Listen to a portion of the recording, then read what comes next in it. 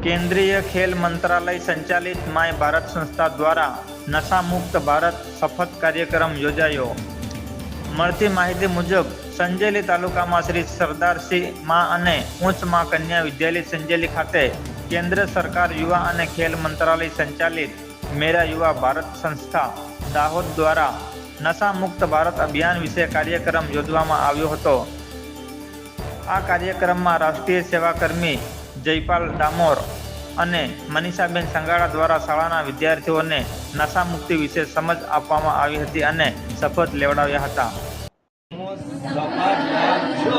કે હું મારા જીવનમાં ક્યારે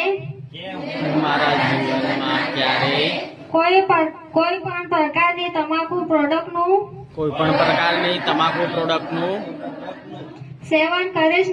સેવન કરીશ નહીં।